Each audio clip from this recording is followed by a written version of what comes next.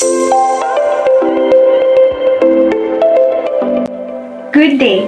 Understanding the self and society helps you acquire a positive sense of self and social responsibility that will lead you to the development of your potentials and enable you to live together harmoniously in the context of your family, local community, and country as well.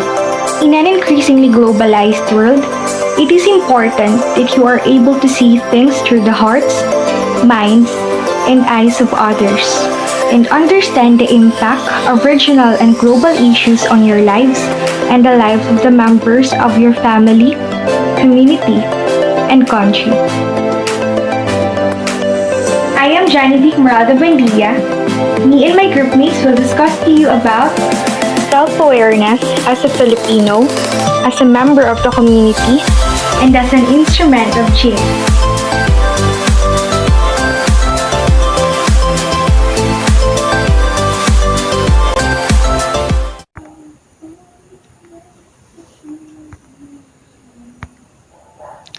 Nature of self and self-awareness.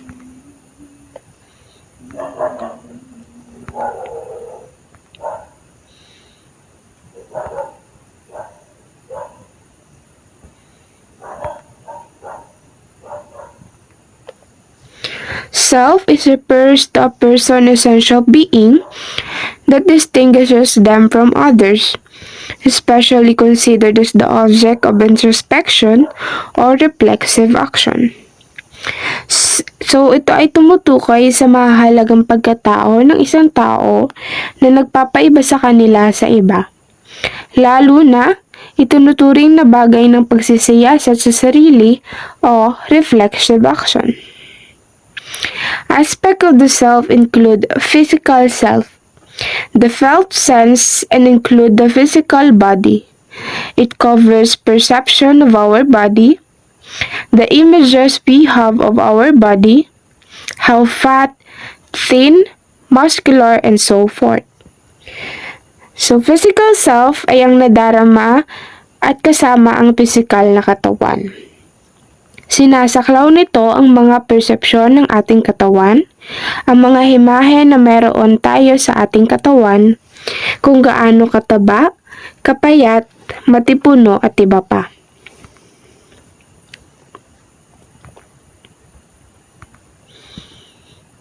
Spiritual self consists of all your internal thoughts and interceptions about your value and moral standards.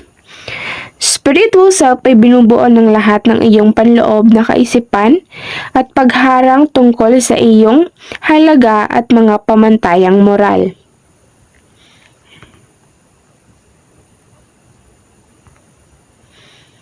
Social self, part of ourself that is openly shared with others in various social situations such as works, home, with friends, and so forth. Social self ay bahagi ng ating sarili na malayang ibinabahagi sa iba't ibang sitwasyon panlipunan tulad ng trabaho, tahanan, kasama ang mga kaibigan at iba pa.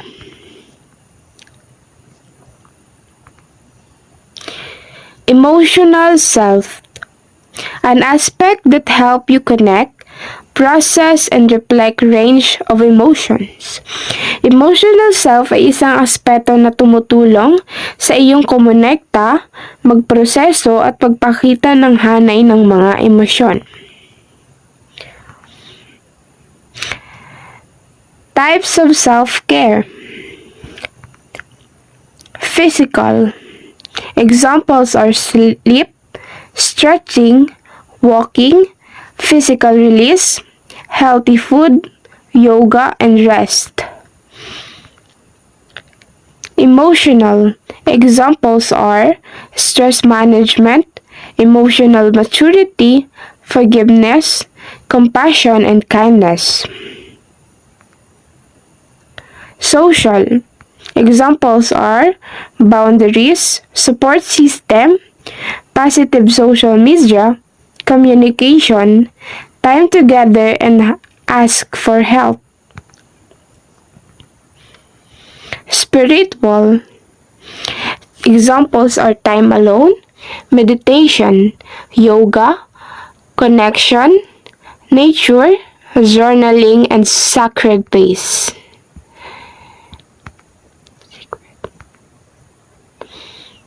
The self-concept in psychology. Self-concept, how we think about and evaluate ourselves. To be aware of oneself is to have a concept of oneself. Self-concept, kung paano natin iniisip at isinusuri ang ating sarili. Ang pagkakaroon ng kamalayan sa sarili ay pagkakaroon ng konsepto sa sarili. Lewis, 1990, suggests that the development of a concept of self has two aspects. The existential self, most basic part of the self-esteem or self-concept, and the categorical self, having realized that he or she exists as separate experiencing being. Carl Rogers, 1959, believed that self-concept has three different components. First is self-image, the view you have of yourself. Examples are physical description, physical attributes of a person that can be seen by naked eye. Social rules, we are all social beings whose behavior is shaped to some extent by rules we play. Personal traits. These are a third dimension of our self-description.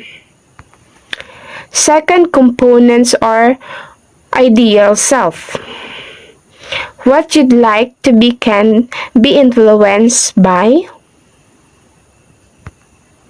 ways in which others react to us, how we think compared to others, social rules, extent to which we identify with other people, and the last components are self-esteem and self-worth.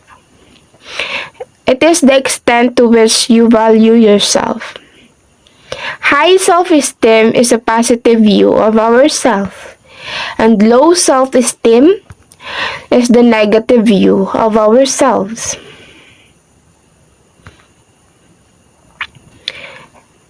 Major factors that influence self-esteem. First is the social emotional learning. Second are the anxiety management. Third are the dealing with life challenges. And the last, develop a positive self-image.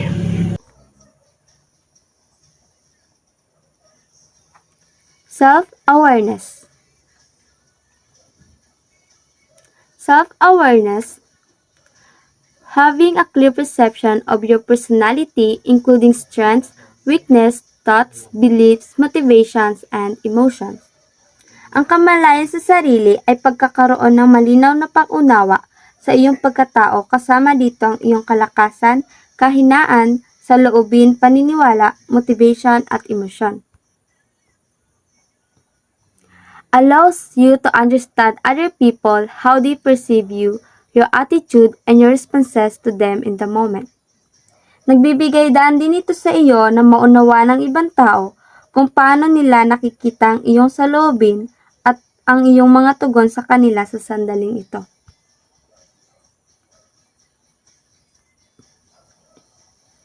Self-awareness as tools for effectiveness. Knowing your strengths and weaknesses.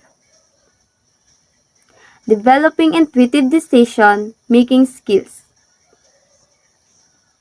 Skill development. Managing stress. Motivation. Developing leadership.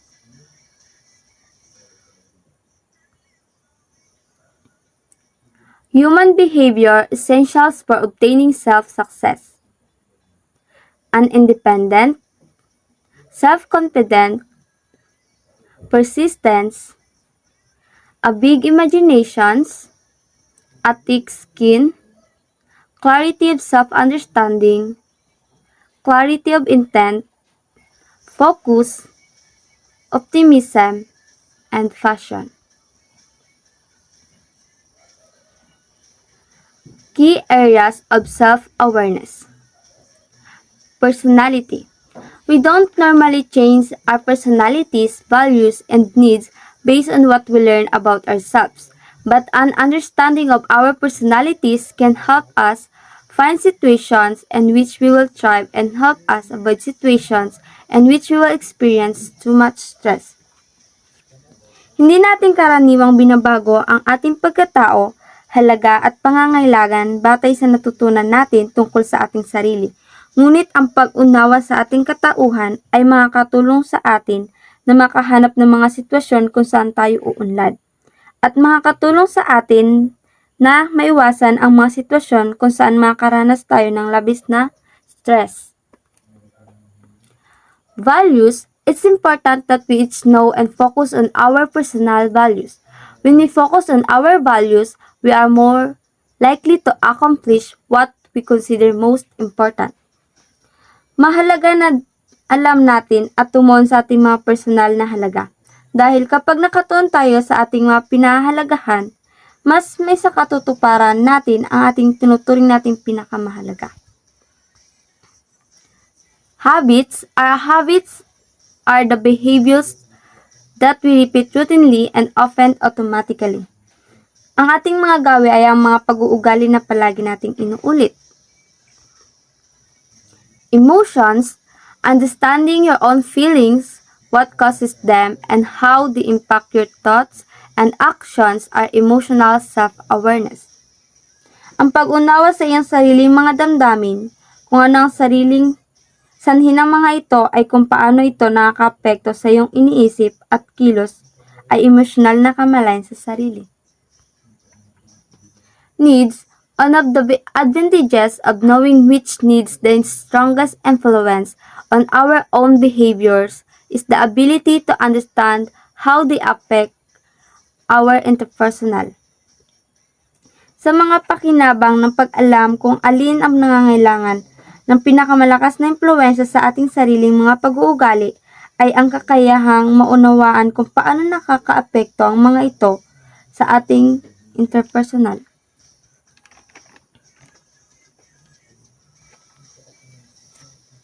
Importance of self-awareness. Principles. Combinations of personality and principles to make a profound difference. Purpose. Clear personal navigation system within purpose, values, and vision that always leads the way. Potential. Interactions that really matter are the ones that come from the heart. Leading. Heart-based leadership begins with knowing yourself to lead others. Johari window. Named after names of its inventors, Joseph Loft and Harry Ingham, one of the most useful models describing the process of human interaction. Ito ay pinangalan sa unang pangalan ng mga inventor na sina Joseph Loft at Harry Ingham, isa sa mga pinakapakipakinabang na modelo na naglalarawan sa proseso ng pakikiugnayan ng tao. A four-pane window divides personal awareness into four different types, as represented by its four quadrants: open, blind, hidden, and unknown. First, open or free area. What is known by the person about him or herself and is also known by others. Kung ano ang alam niyang pagkatao tungkol sa kanyang sarili ay alam din ng iba. Ito ay isang personalidad kung saan ang isang tao ay lubos na nakakaalam ng kanyang sariling mga kalakasan, kahinaan, kanyang mga kakayahan at ang iba pang mga tao na sa paligid niyang maaring membro ng kanyang pamilya o mga taong nakakasalamuha niya ay lubos na nakakalam sa mga iyon. Second, blind area. What is unknown by the person about him or herself but which others know? Kung ano ang hindi niya alam na pagkatao tungkol sa kanyang sarili, ngunit alam ng iba. Ito ay ang bahagi mo na nakikita ng ibang tao tungkol sa iyo, ngunit hindi mo alam tungkol sa iyong sarili. Halimbawa, maaring hindi mo alam na madalas kang magsalita ng maaring hindi mo namamalayan na ang mukha mong nag-iisip ay parang galit na mukha.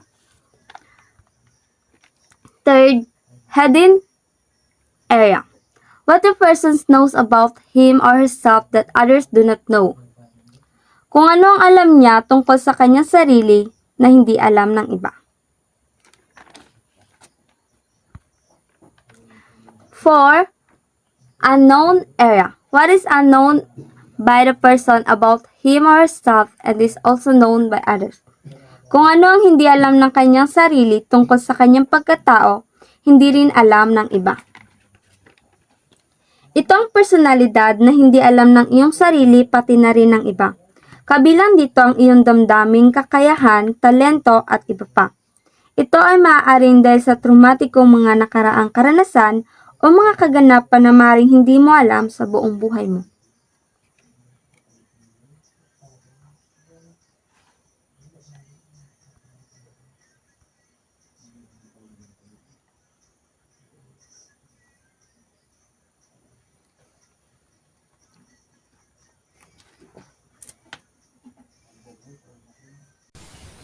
Good day, everyone. Today, we will discuss about emotional self-awareness. So, let's start. What is emotional self-awareness? Emotional self-awareness is the ability to understand your own emotions and their effects on your performance. You know what you are feeling and why and how it helps or hurts what you are trying to do. You sense how others see you and so align your self-image with a larger reality. You have an accurate sense of your strengths and limitations, which gives you clarify on your values and sense of purpose. So, you can be more decisive when you set a course of action. As a leader, you can be candid and authentic, speaking with conviction about vision. So, sinasabi dito na ang emotional self-awareness o ang tinatawag na emosyonal na kamalayan sa sarili ay ang kakayahang maunawaan ang iyong sariling mga emosyon at ang kanilang mga epekto sa iyong pagganap. Sinasabing ito'y alam mo kung ano ang iyong nararamdaman at kung bakit at kung paano ito nakakatulong o nasasaktan sa iyong sinusubukang gawin. Nararamdaman mo kung paano ka nakikita ng iba, kaya iniayon ang iyong imahe sa sarili sa isang mas malaking katotohanan. So next, emotional self-awareness, which is the least visible of the emotional intelligence competencies, has a surprising role as the foundation for the others. The Korn Ferry Hay Group research reveals. People strong in emotional self-awareness typically demonstrate 10 or more of the 12 competencies. This, in turn, lets them make frequent use of positive leadership styles which result in the best working climates for their teams. On the other hand, those low in emotional self-awareness tend to show strengths in only one or so of the competencies and their leadership and team climates suffer accordingly. Ayon sa grupo ng Korn Ferry Hay, ang emosyonal na kamalayan sa sarili na kung saan ay ang hindi bababa sa nakikita ng mga competencies ng emosyonal na intelligence ay may isang nakakagulat na papel bilang pundasyon para sa iba. Ang mga taong malakas sa emosyonal na kamalayan sa sarili ay karaniwang nagpapakita ng 10 o higit pa sa 12 mga competencies. Next is Emotional self-awareness isn't something that you achieve once and then you're done with it. Rather, every moment is an opportunity to either be self-aware or not. It is a continual endeavor, a conscious choice to be self-aware. The good news is that the more you practice it, the easier it becomes. Ang emosyonal na kamalayan sa sarili ay hindi isang bagay na nakamit mo ng isang beses at pagkatapos ay tapos ka na dito. Sa halip, ang bawat sandali ay isang pagkakataon upang maging kamalayan sa sarili o hindi. Ito ay isang patuloy na pagsisikap, isang malay na pagpipilian upang maging kamalayan sa sarili. So, these are those examples of having an emotional self-awareness. First, I'm aware of what might trigger my emotions or reactions. Then, I can accurately describe the specific emotions I'm feeling at any given moment. And lastly, I can easily tell the difference between similar emotions such as anger, disgust, and shame. Next is importance of emotional self-awareness to be discussed by Ms. Maria Nemi A. Restriction. Importance of emotional self-awareness. It helps us to become better decision makers. It frees us from our assumptions and biases. It allows us to understand things from multiple perspectives. It gives us more self-confidence, so as a result, we communicate with a clarity and intention, and help us to build better relationships. Characteristics of emotional self-awareness. You should understand your own strengths and limitation. So dito, kailangan nating maintindihan ang ating sariling kalakasan at limitasyon. Know when to rely on someone else on the team. Alamin natin kung kailan tayo aasa sa ibang tao. You operate from competence. Dito, tayo mismo ang magkokontrol sa ating kakayahan. 7 ways to improve your emotional self-awareness. Keep an emotions diary. Set an awareness trigger. Reflect on behaviors. Develop your feelings. Know who, what pushes your buttons. Ask yourself why you do the things you do, and don't treat your feelings as a good or bad. Having self-awareness allows us to see ourselves more clearly, better understand how others see us, and appreciate our connection to others and how we fit into this world. My topic is about self-confidence. What do you mean by self-confidence? Self-confidence is an attitude about your skills and abilities. It means you accept and trust yourself and have a sense of control in your life. You know your strengths and weaknesses well and have a positive view of yourself. You set realistic expectations and goals, communicate assertively, and can handle criticism. On the other hand, low self-confidence might make you feel full of self-doubt, be passive or submissive, or have difficulty trusting others. You may feel inferior, unloved, or be sensitive to criticism. Feeling confident in yourself might depend on the situation. For instance, you can feel very confident in some areas, such as academics, but lack confidence in others, like relationships. Having high or low self-confidence is really related to your actual abilities and mostly based on your perceptions. Perceptions are the way you think about yourself, and these thoughts can be flawed. Low self-confidence might stem from different experiences, such as growing up in an unsupportive and critical environment, being separated from your friends or family for the first time, judging yourself too harshly, or being afraid of failure. People with low self-confidence often have errors in their thinking.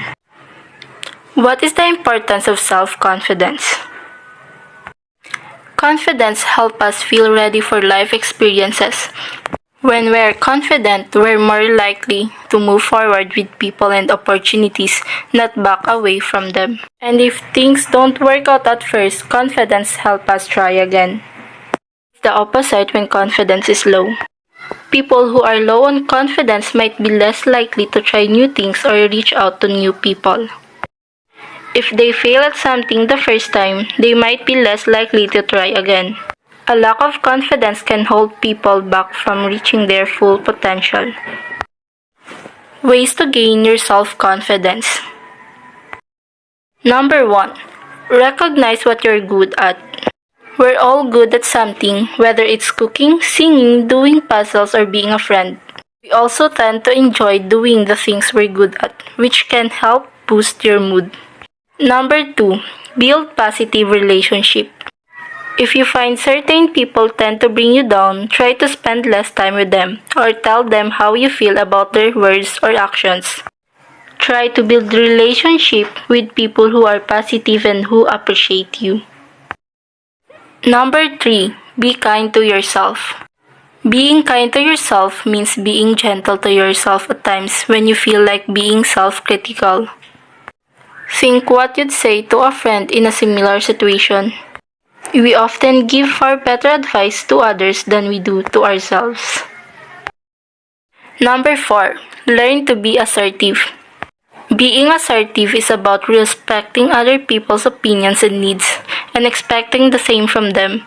One trick is to look at other people who act assertively and copy what they do. It's not about pretending you're someone you're not, it's picking up hints and tips from people you admire and letting the real you come out. Number 5. Start saying no. People with low self-esteem often feel they have to say yes to other people, even when they do not really want to. The risk is that you become overburdened, resentful, angry, and depressed. For the most part, saying no does not upset relationships. It can be helpful to keep saying no, but in different ways, until they get the message. Number 6. Give yourself a challenge. We all feel nervous or afraid to do things at times. But people with healthy self-esteem do not let these feelings stop them trying new things or taking on challenges. Set yourself a goal such as joining an exercise class or going to a social occasion. Achieving your goals will help to increase your self-esteem. Number 7. Build a confident mindset. When your inner voice says I can't, retrain it to say I can. Or you could also say, I know I can learn or do this if I put my mind to it. Number 8. Dare to be the real you. Let others see you for who you are, mistakes, insecurities, and all. Insecurities are easier to move past when we don't feel like we have to hide them. Embrace your quirks instead of trying to be like someone else or acting in a way that's not true to you. It takes courage and confidence to be real, but the more real we are, the more self-confidence we become.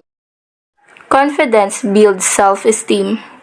This is a reminder, self-confidence is a superpower. Once you start to believe in yourself, miracles starts happening. Thank you! The meaning of man as a person. Man is born as an individual or person. The term person cannot be exclusively attached to human beings since not all persons are considered human being and vice versa. A business entity is a person which is not a human being. On the other hand, a slave is a human being but is not considered as a person by virtue of his being vested of his right as a human being, which is being considered as a mere object, not an existing person. To speak of man as being with others is to speak of man as a person. Man as a person means that man is unique, a who, a subject, and a self. Man is never alone in his existence in the world. Man has that indelible third mark of his being with existence in the world. Man personhood should not be contrasted to man's humanity and individuality. The personhood in man's individuality manifests man's individual. The word person comes from the Greek word proposon, which is the mask worn by stage actors. The Latin personere alludes to the mask which is constructed to as project forcefully. person as an individual existing separately and independently from others, capable of knowing and loving in an intellectual way and deciding for himself the purpose or end of his actions. Personality and character. Personality is the sum of those physical attributes and tendencies which define a person's distinctive behavior. Character refers to the person's choices of values and his intelligent exercise of his freedom. Habits and vices. Habit is the readiness born of frequently repeated acts for acting in a certain manner. Vices is a practice of or a behavior or habit generally considered immoral, depraved, or degrading in the society. Intellectual and moral virtue. Intellectual virtue are character traits necessary for the right action and correct thinking. Moral virtue are acquired by human effort concerning our appetites and will. Good day, everyone. I'm going to discuss the roots of Filipino character. I will be your reporter for today's discussion. My name is Glean Lavadia from BSE 1G. The strengths and weaknesses of Filipino have their roots in many factors such as the home environment, the social environment, culture and language, history, the educational system, religion, the economic environment, the political environment, mass media, and lastly, leadership and role models. Let's discuss the family and home environment. The main component of home environment. Child rearing practices. Child rearing can be both difficult and rewarding at the same time. Why? Because parenting is an emotional roller coaster ride. There are a lot of ups and downs, but one thing is for sure. All their sacrifices will be worth it. The goal of every parent is to have their child grow up to be a respectable and resourceful adult in the society. Childbearing practices, family relations, and family attitudes and orientations are the main components of home environment. Child rearing in the Filipino family is characterized by high nurture. The Filipino child grows up in an atmosphere of love and affection, providing the children with the opportunity, means, and support to pursue their goals. Low independent training or overprotection. Some parents act on their own needs for power and use control and coercion to ensure that they remain the dominant forces in their children's life. Low discipline. Attempts to maintain discipline comes in the form of many no's and don't, and the system of criticism to keep children in line. Subtle comparison among siblings also are used by mothers to control their children. Childbearing is characterized by high nurturance, low independence training, and low discipline. The Filipino child grows up in an atmosphere of affection and overprotection, where one learns security and trust, the one hand, and the dependence on the other. In the indulgent atmosphere of the Filipino home, rigid standard of behavior or performance are not imposed, leading to lack of discipline. This may contribute to the crab mentality. Family relations. In a large family, where we are encouraged to get along with our siblings and other relatives, we learn pakikipagkapwa-tao. In an authoritarian setting, we learn to respect age and authority, but at the same time, we also become passive and dependent on authority. In the family, children are taught to value their family and to give it primary importance. Family attitudes and orientation. The Filipinos' family orientation may be attributed to the colonial times when the hierarchical structure of the family has been in a prevalent place, where age and status demand high levels of respect and the good of the family takes precedence over personal desires. This characteristic is still present despite modern times. Let's come now to the social environment. The main components of the social environment are social structure and social systems such as interpersonal, religious, and community interaction. The social environment of the Filipino is characterized by a feudal structure with great gaps between the rich minority and the poor majority. These gaps are not merely economic but cultural as well, with the elite being highly westernized and alienated from the masses, This feudal structure develops dependence and passivity. The Filipino is raised in an environment where he must depend on relationship with others in order to survive. In a poor country where resources are scarce and where the systems are meant to respond to the people's need can be insensitive, inefficient, or non-existent, the Filipino becomes very dependent on kinship and interpersonal relationships. Sensitivity about hurting established relationship controls our behavior. We are restrained from making criticism no matter how constructive, so standards of quality are not imposed. We have difficulty saying no to requests and we are pressured to favor our family and friends. The trying to get ahead of others is not considered acceptable strongly inhibits efforts to improve our individual performance. The struggle for survival and our dependence on relationship makes us group-oriented. Let's come now to culture and language. Language and culture cannot be separated. Language is vital to understand our unique cultural perspective.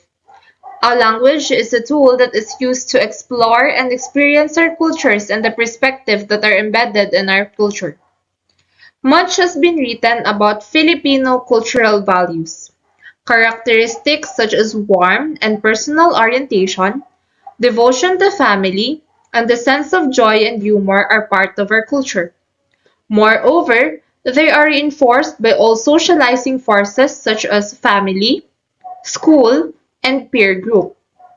Filipino culture rewards such traits and corresponding behavioral patterns develop because they make one more likable and enable life to proceed more easily.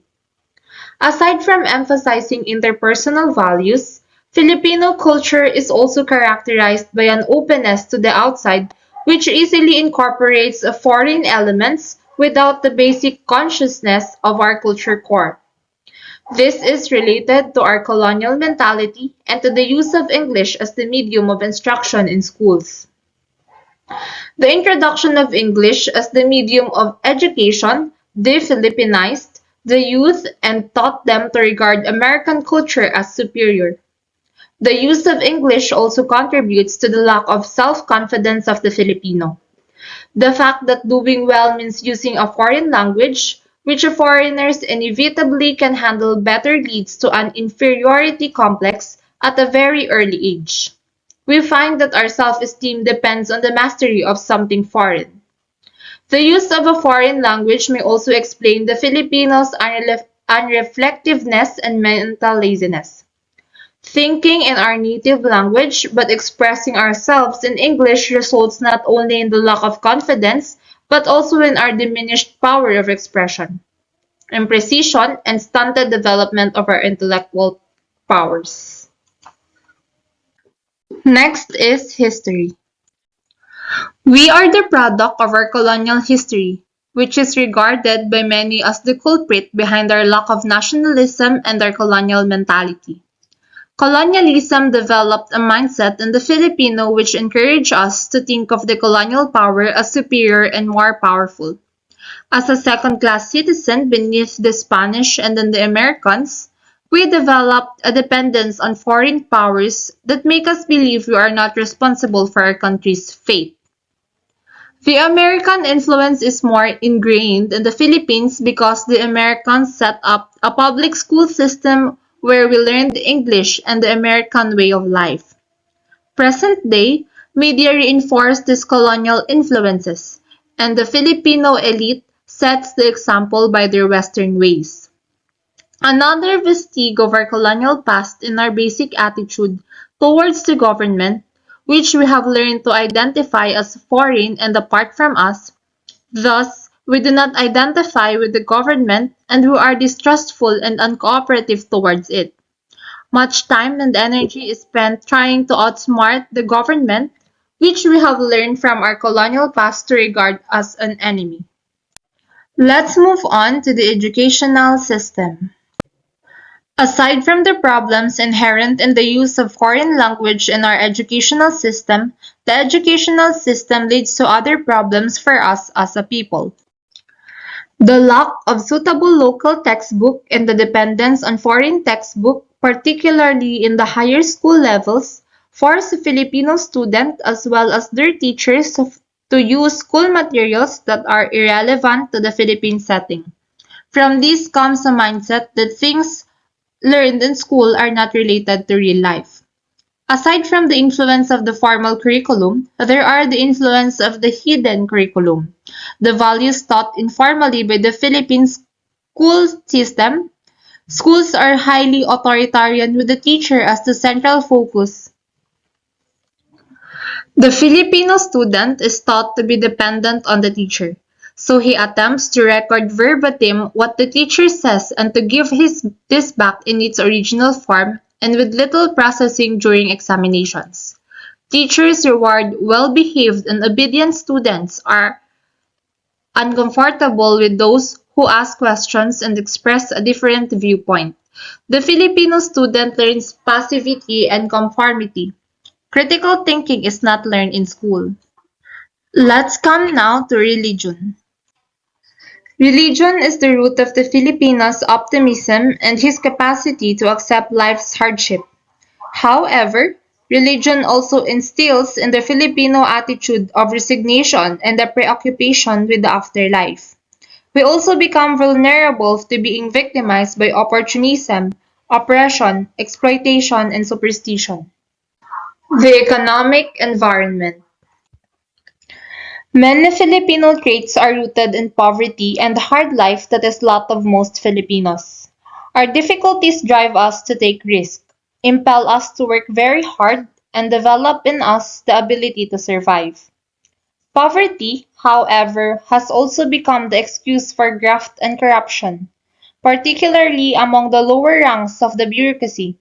Thus, unless things get too difficult, passivity sets in. Let's come now to the political government. The Philippine political environment is characterized by the centralization of power. Political power and authority is concentrated in the hands of the elite, and the participation of most Filipinos is often limited to voting in election. Similarly, basic services from the government are concentrated in Manila and its outlying towns and provinces. A great majority of Filipinos are not reached by such basic services such as water, electricity, roads, and health services. Government structure and system, like justice and education, are often ineffective or inefficient. Since the government is often not there to offer basic services, we depend on our family and neighbors for our everyday needs. The absence of government enhances our extreme family and even community centeredness. We find it difficult to identify with the nation family since the government is not there to symbolize or represent the state.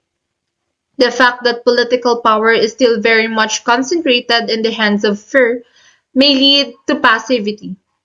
The inefficiency of government structures and systems also lead to lack of integrity and accountability in our public servants. Let's come now to mass media. It means technology that is intended to reach a mass audience. It is the primary means of communication used to reach the vast majority of the general public. The most common platform for media are newspapers, magazines, radio, television, and the latest is the internet. Mass media reinforce our colonial mentality. Advertisement using Caucasian models and emphasizing the product's similarity with imported brands are part of our daily lives. The tendency of media to produce escapist movies, soap operas, comics, etc. feed the Filipinos' passivity. Rather than confront our poverty and oppression, we fantasize instead. The propensity to use the flashy sets, designer clothes, superstars, and other bongga features merely reinforce forma. The last roots of Filipino character is the leadership and role models. Filipino look up to their leaders as role models.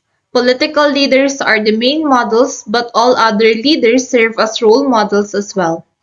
Thus, When our leaders violate the law or show themselves to be self-serving and driven by personal interest, when there is the lack of public accountability, there is also a negative impact on the Filipino. That's the end of my presentation. Thank you for listening and have a good day. Strengths and weaknesses of the Filipino character. Filipino have different kinds of characters, and these are the strengths of the Filipino character. Number 1, pakikipagkapwa-tao. Opening yourself to others and feel one with others with dignity and respect. Deal with them as fellow human beings. Ito yung nakikipagsalamuha tayo sa ibang tao. For example, sense of fairness and justice, concern for others, ability to empathize with others. We Filipinos can easily understand and share the feelings of one another, katulad ng pakikipagbayanihan at pakikiramay kapag may namatay. Helpfulness and generosity. Being generous is innate to us na kahit walang-wala na tayo ay tumutulong pa rin tayo hanggat kaya natin. Practice hospitality. It is common to us to be friendly and generous as we welcome everyone that will come inside our house. We offer them drinks or foods as soon as they knock on our doors. Sensitive to other feelings and trust.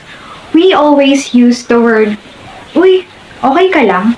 because we always think of other feelings before doing or saying something. Number 2, family orientation. We Filipinos have a deep band on our family. For example, commitment and responsibility. One of being responsible is doing household chores even if you're not told to do so. Honor and respect. We have a lot of ways on how to show our respect to other people. For example, we bow down if the people we knew are across the street. And if we meet elders, we held their hands or nagmamana tayo. If you are rich, we kiss the cheeks of our parents or other relatives. And through verbal, we usually use the word po and opo. Calling ate for older sister, kuya for older brother, and many more. See, we have a lot of ways on how to show our respect to other people. Here are also some examples under family orientation: generosity and sacrifice, and sense of trust and security. Number 3, joy and humor. Filipinos have a cheerful and fun-loving approach to life and its ups and downs. Pleasant disposition, a sense of humor and propensity for happiness that contribute not only to the Filipino charm, but to the Filipino spirit. We laugh at those we love and hate. We tend to make joke about our good and even bad fortune, to smile even in the most trying of times. Emotional balance and optimism. Healthy disrespect for power and office. We Filipinos tend to laugh and be happy even in the most difficult times. Na kahit na minamalas na tayo ay nagagawa pa rin nating tumawa. Katulad ng kapag mababa ang scores natin sa mga quizzes. Sa una, nagdadalamhati pa yan. Pero katagalan, tatawanan na lang natin lalo na kapag alam natin na yung kaibigan natin ay mababahin ng scores. It's not being irresponsible or you just neglect the fact that you have low scores. It's just learning to accept the fact, moving on, and live with the present. Because even if you cry tons of tears, it won't change a thing, right? That's why it's better to move on and better luck next time. Number 4, flexibility, adaptability, and creativity. We Filipinos are flexible and can easily adapt. For example, we need to relocate. It'll be hard for the beginning, but as the days goes by, we will learn to adjust and adapt to the new environment. Just like today, new normal is hard in the beginning, but now we are used to it, that we already adopt the change. Number 5, hard work and industry. Capacity for hard work given to raise one's standard living of a decent life for one's family. We will do anything just to raise our standard living of a decent life for our family. Just like those people who work not just in abroad, but also here in the Philippines that travel just to have a higher salary for the family. Na kahit mahirap malayo sa pamilya, mas mahirap pa rin makitang naghihirap ang pamilya. 6. Faith and religiosity. Faith in God, accepting reality to comprehend as a human created by God, or pampalakas loob.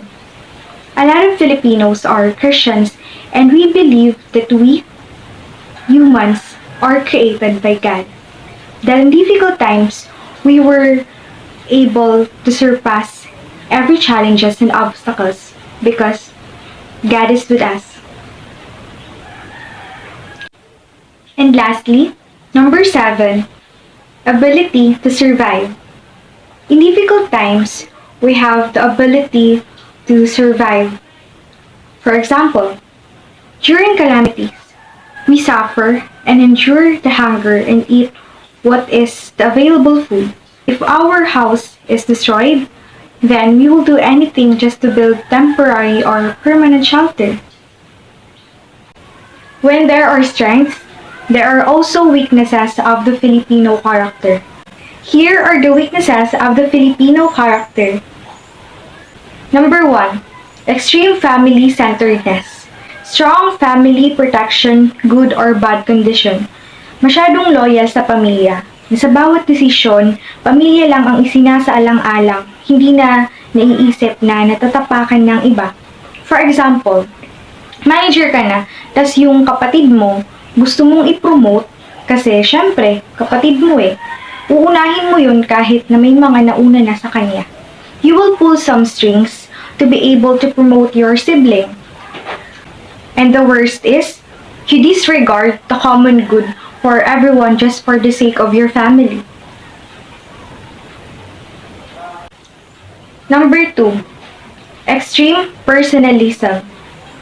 Always trying to give personal interpretation to actions. Masyado nating pinipersonal ang lahat ng bagay. Na kapag napagsabihan tayo, rather than taking it as a lesson or things that we need to improve, we think negative. Na kaya ganyan kasi naiinggit lang yan. Or may galit sa akin yan. 'Di ba? And extreme personalism leads to graft and corruption that is evident in the Philippine society. Kasi syempre, kapag kakilala, alam na, may lagayan ng nangyayari. Number 3, lack of discipline. Relaxed attitude, but poor time management. Saan ba kilalang mga Pinoy? Diba, sa pagiging late? Nung kung saan, alas 7 ang usapan, pero alas 9 na dumating. Very complacent or relaxed. But there is rarely a sense of urgency. It's okay. We have one day left to finish. Just relax. Kapag may mga gagawin, ano yung madalas sabihin? Mamaya na. Or bukas na. Hanggang sa, hala, deadline na pala. We tend to do things when it is already running out of time. Na para bang gumagana lang ang utak natin kapag deadline na. Because Filipinos really love procrastinating. Number 4, passivity and lack of initiative. We will wait to be told what has to be done. We don't have initiative. Na kahit nakikita na, hindi pa rin gagawin kasi mag-aantay pa na utusan. Lalo na sa bahay, kitang-kita ang ugaling ganyan. Marami nang gagawin sa bahay, tapos alam mo naman yung mga bagay na dapat mong gawin, pero mag-aantay ka pa rin na utusan. Strong reliance to others' faith.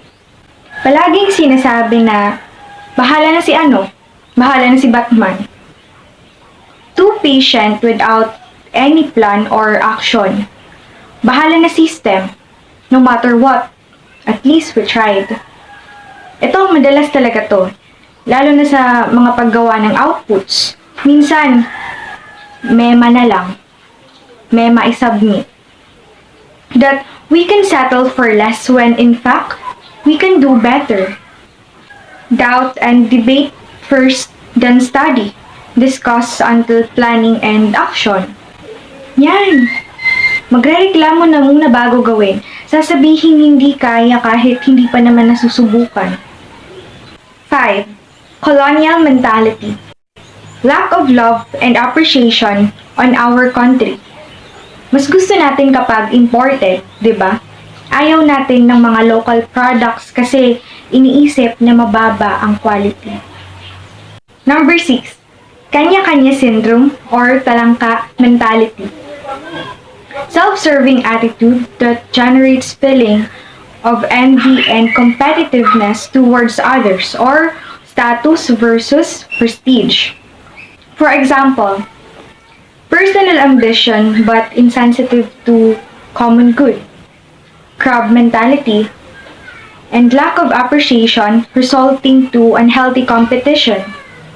We usually use the word, gawa ko to, gumawa ka rin ng sayo. Ayaw mo umangat yung tao. Kapag nakakaangat naman, nagiging kumpulan nito ng chismis. And that's talangka mentality. Number 7. Lack of self-analysis and reflection. Hindi natin iniisip yung mga bagay na nagawa natin. Hindi natin naiisip na nakasakit tayo kahit totoo naman because we lack of self-analysis and reflection. Number 8. Emphasis on forma rather than substance. Mas pinapaganda yung muka kesa pagandahin yung content ng i-report. And in choosing who to love, we based on the physical appearance rather than basing on attitude. Okay lang kahit pangit ugali mo. Maganda ka naman. Thank you for watching. I hope you learned something from our video.